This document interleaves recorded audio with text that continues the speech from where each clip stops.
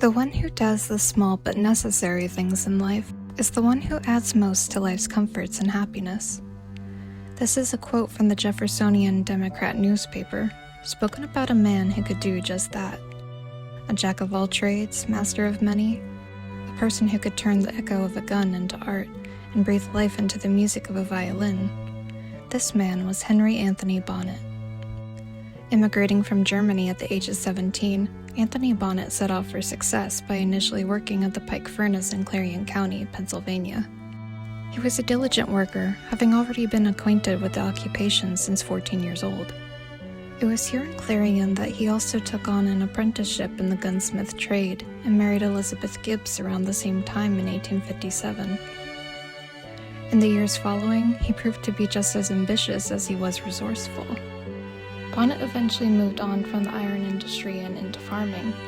The fruits of his labor, however, found its true harvest in 1865, when he turned his prior apprenticeship into a career.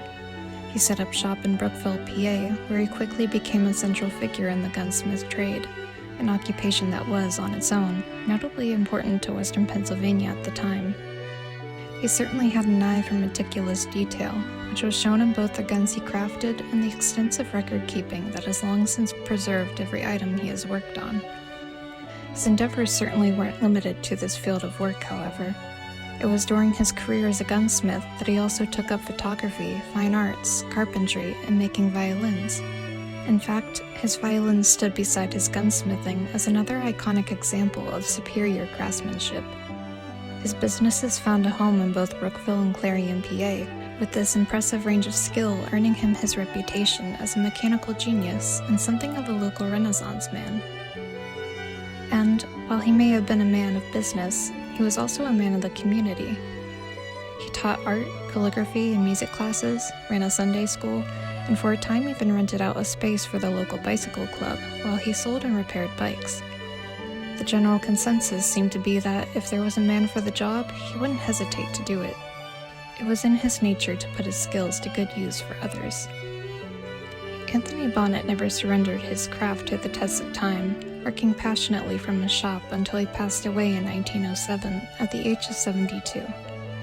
The creations he left behind, most notably his rifles and violins, still remain today as sought-after items by collectors both local and elsewhere, a testament to their enduring qualities.